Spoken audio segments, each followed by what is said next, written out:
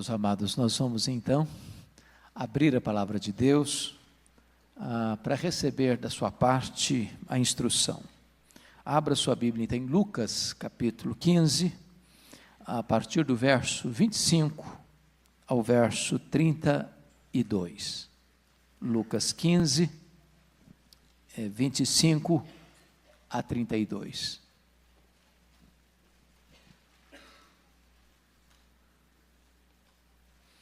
Está escrito o seguinte: ora, o filho mais velho estivera no campo, e quando voltava, ao aproximar-se da casa, ouviu a música e as danças.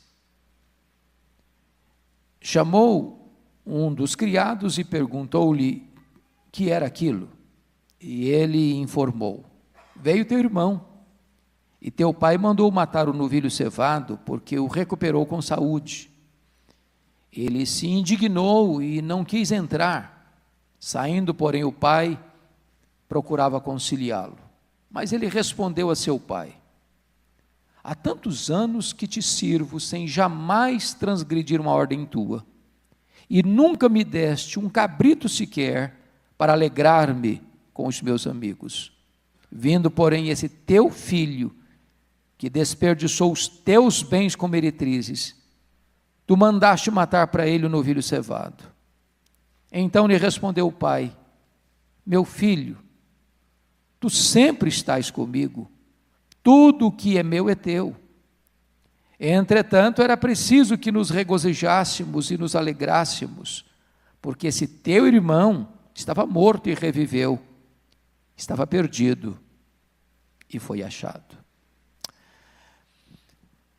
O Senhor Jesus Cristo, neste capítulo 15 de Lucas, contou 3 parábolas com o mesmo propósito.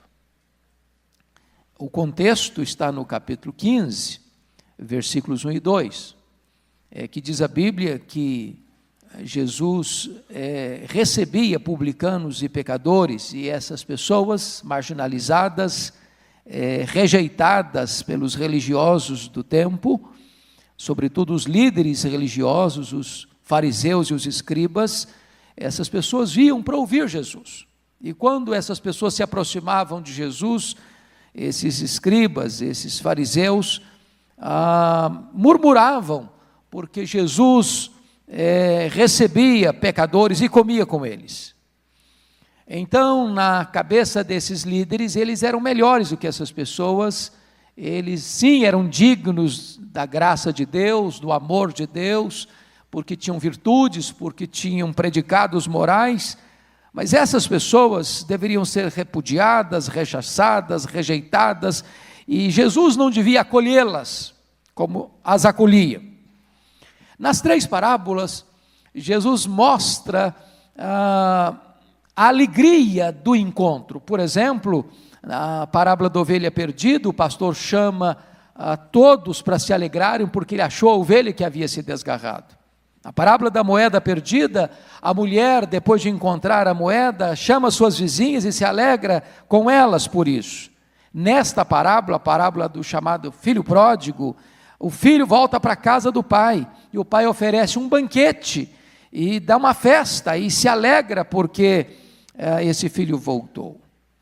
No meio dessa festa, do resgate, do reencontro, é curioso que há uma voz que destoa nas 3 parábolas.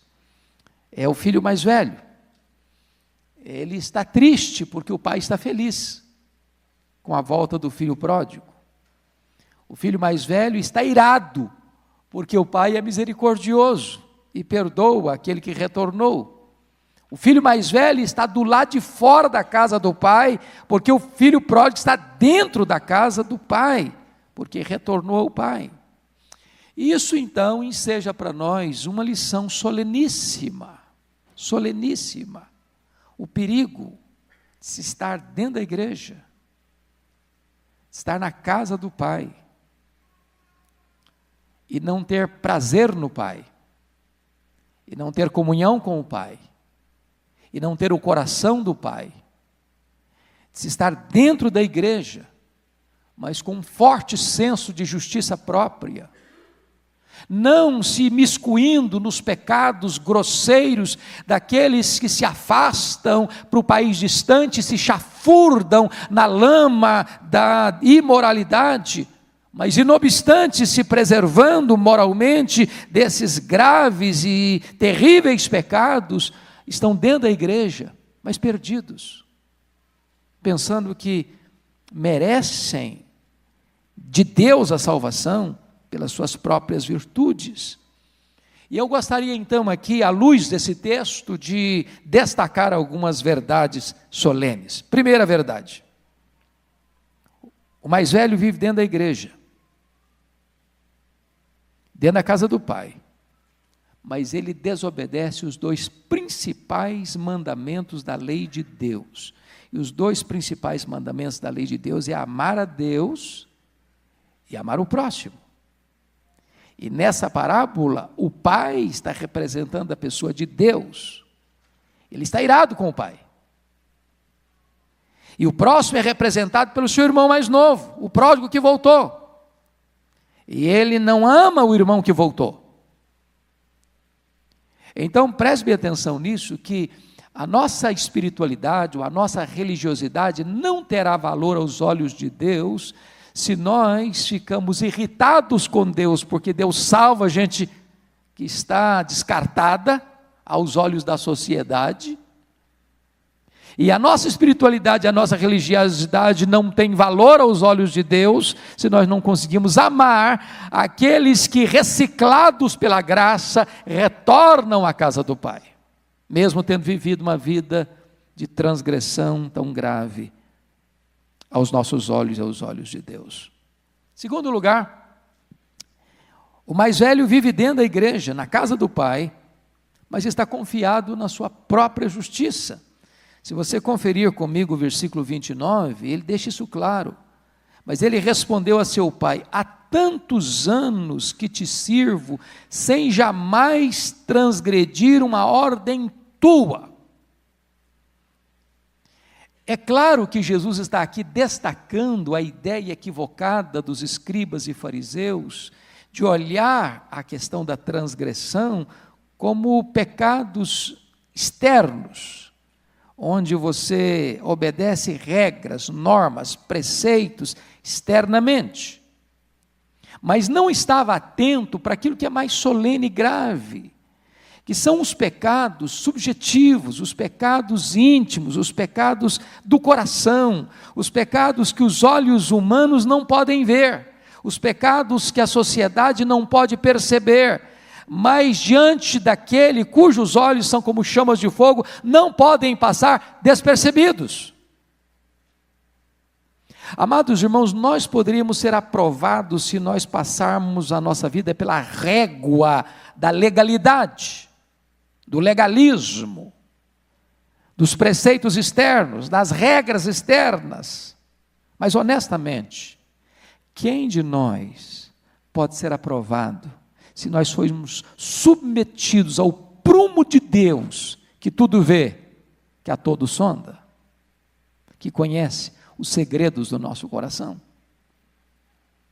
Terceiro, o filho mais velho, ele está na igreja, ele está na casa do pai, mas ele não é livre, ele não é livre. Notem vocês o que ele vai dizer, no versículo 29 ainda: há tantos anos que te sirvo. O verbo servir aí é duléu, de doulos, de escravo. É a ideia de que a vida cristã se desenrola num serviço penoso, onde talvez, tendo o conceito de que ser crente é algo pesado, é um fardo, é um peso, onde é uma obrigação que você geme, que você se sente sufocado, que você vem, mas vem por obrigação e não por deleite, em que você obedece com medo talvez de penalidades, mas não porque você está motivado em agradar o coração do Pai. E é muito possível, irmãos, por causa da corrupção do nosso coração, nós desenvolvermos esse tipo de espiritualidade. Eu conversava recentemente com uma pessoa, até razoavelmente bem entendida de Bíblia, e ele dizia o seguinte: o vetor que deve governar a nossa relação com Deus é o medo. É o medo. Você precisa ter medo de Deus. É verdade que nós temos que temer a Deus. É verdade que aquelas pessoas que vivem a vida sem temor de Deus, elas estão num caminho muito perigoso. Entretanto, a motivação em agradar a Deus, em buscarmos santidade, não deve ser o medo, mas a honra.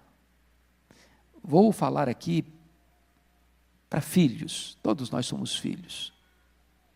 Um filho que obedece pai e mãe apenas por causa do medo do pai e da mãe, ou medo de um castigo, a motivação não está legal.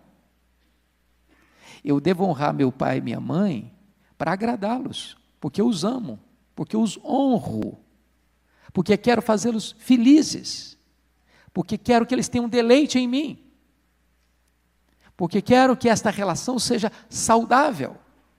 E assim deva ser também o nosso relacionamento com Deus.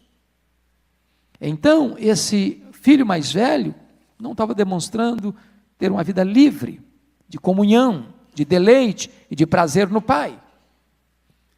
Quarto lugar, este filho mais velho vive dentro da igreja, na casa do Pai, mas não está mais, ou ele está com o coração cheio de amargura.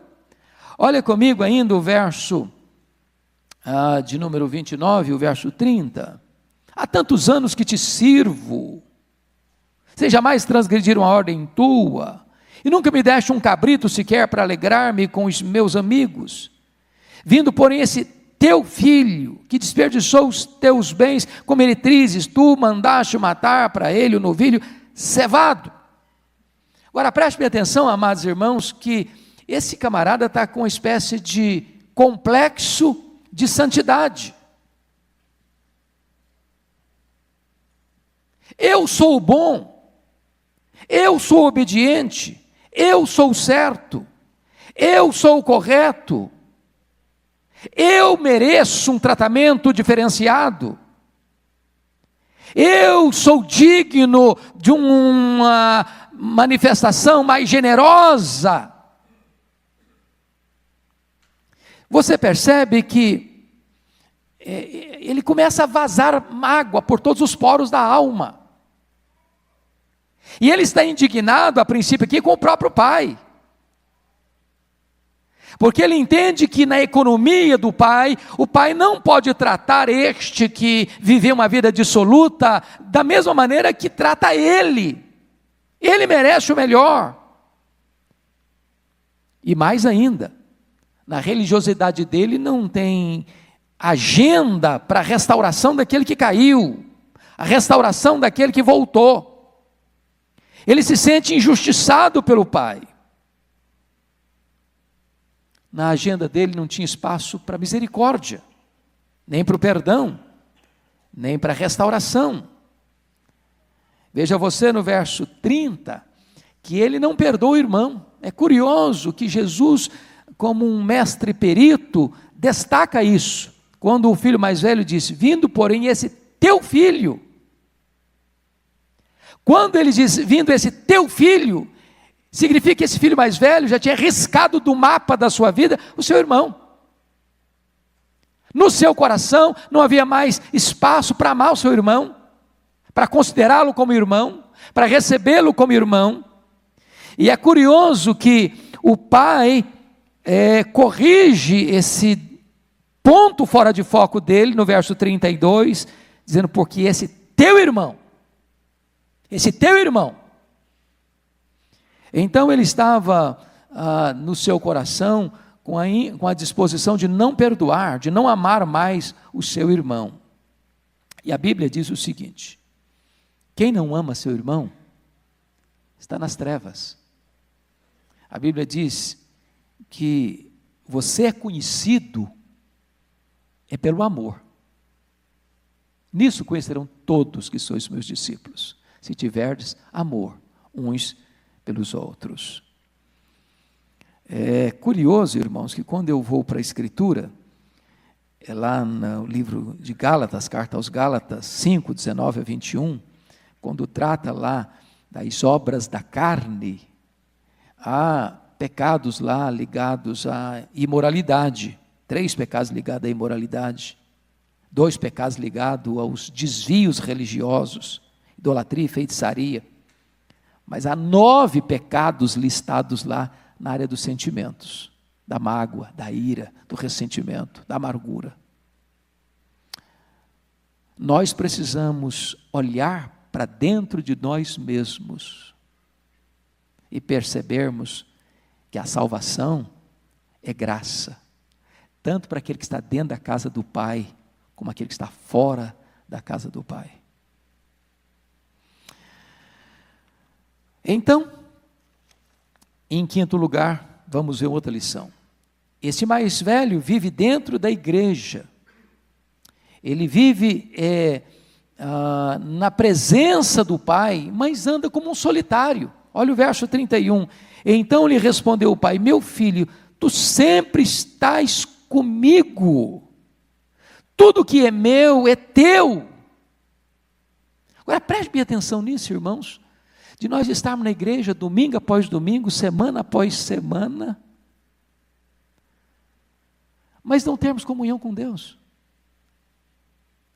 Você vem para a igreja e volta para casa do mesmo jeito. Não deleitou-se em Deus, não teve prazer nele. É uma rotina. É uma tradição religiosa. Você trabalha, você volta para casa, você tem o Pai, tem a casa do Pai, tem a mesa do Pai, mas você se sente só. E o Pai dizendo, eu sempre estive aqui, meu filho, eu sempre estive aqui, você nunca se deleitou em mim, você nunca teve prazer em mim, você nunca se relacionou pessoalmente comigo.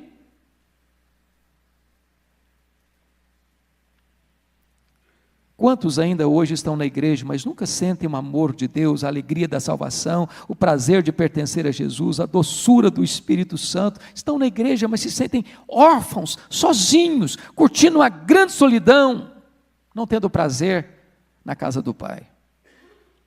Mas finalmente, o filho mais velho vive dentro da igreja, mas não se sente dono do que é do Pai. Olha o versículo 31. Então lhe respondeu o pai, meu filho, tu sempre estás comigo, tudo o que é meu é teu. E esse é um princípio muito curioso, porque muitas vezes, meus irmãos, nós vivemos como crentes, uma vida de mendigos espirituais. Tudo que é do Pai é nosso. Nós somos herdeiros de Deus. Nós somos co-herdeiros com Cristo. Na palavra bíblica, você tem vida abundante à sua disposição.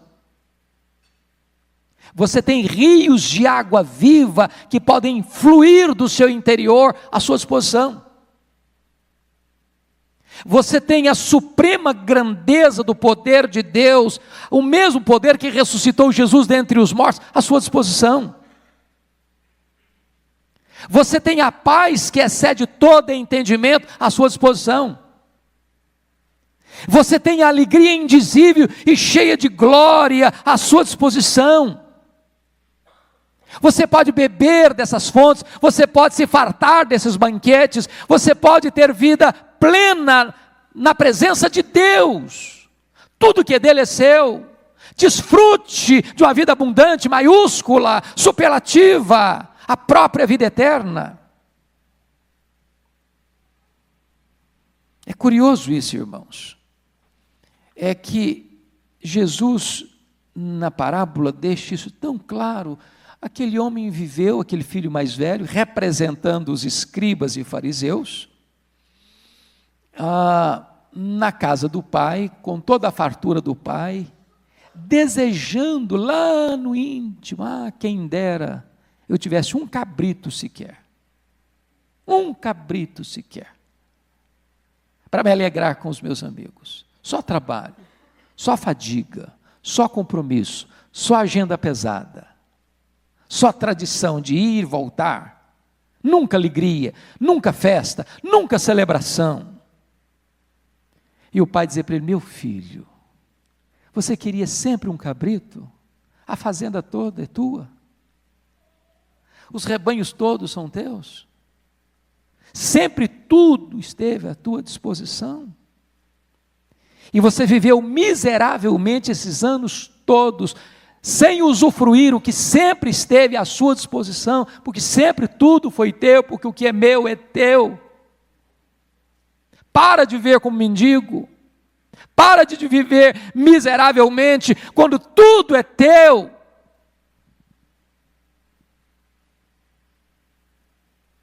Como é que você tem vivido? Vida abundante? Apenas com gotas, quando tem rios de água viva? Mendigando alegria, quando você tem à sua disposição plenitude e alegria? Amarrotado, sem alegria e sem paz, quando você pode desfrutar toda a paz de Deus no seu coração?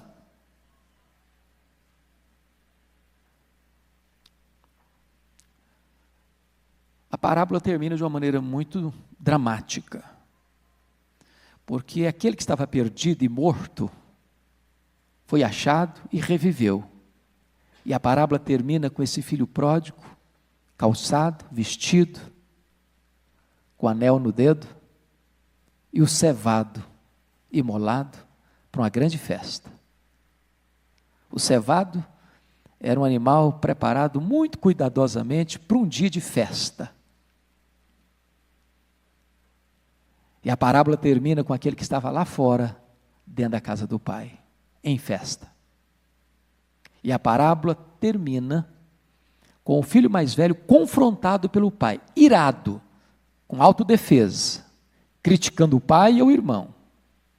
Mas não consta a parábola que o filho mais velho aceitou a exortação do pai, se arrependeu e entrou para a festa.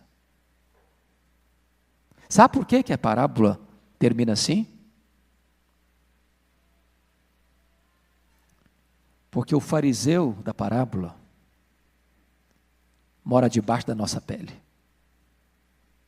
Porque o fariseu da parábola somos nós. E essa resposta, se vamos entrar e celebrar, quem dá é você e eu. Nós damos essa resposta. O que você vai fazer nesta manhã? Ficar do lado de fora da casa do pai, irado, magoado, ressentido, com autojustiça? Ou você vai entrar para a casa do pai, usufruir o que o pai tem e alegrar-se com o seu irmão, que estava perdido e foi achado, estava morto e reviveu? Curva sua fronte, por favor.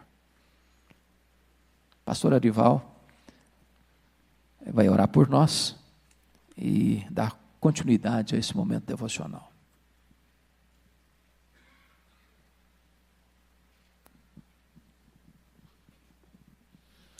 Senhor Deus, nós estamos diante de Ti e ouvimos a Tua palavra que nos exorta a amar o Senhor acima de todas as coisas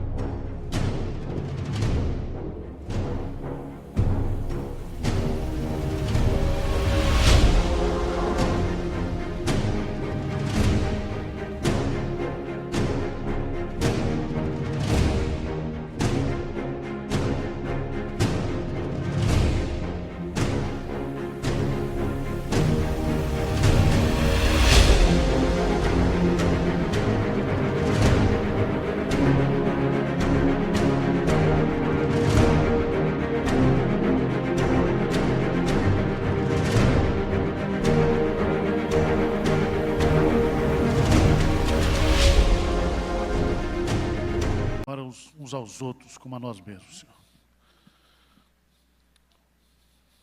Tem misericórdia de nós, Pai.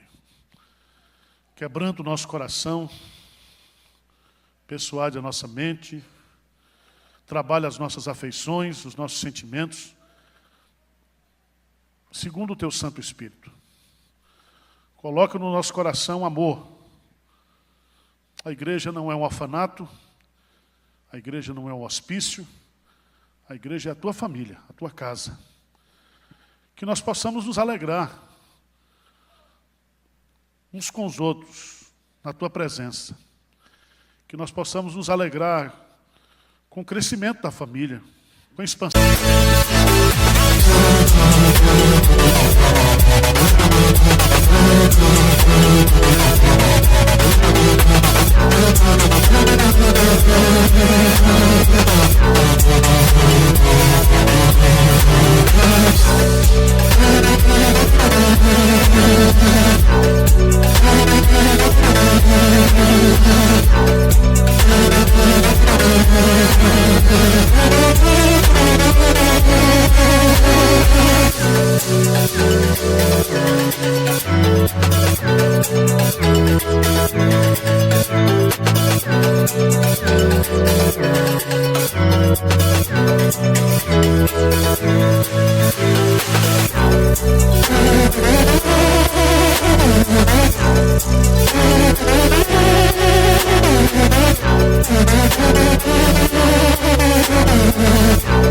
Da família, que nós entendamos, ó Deus, que nós estamos unidos para sempre e que temos uma eternidade para vivermos juntos, uns com os outros e contigo.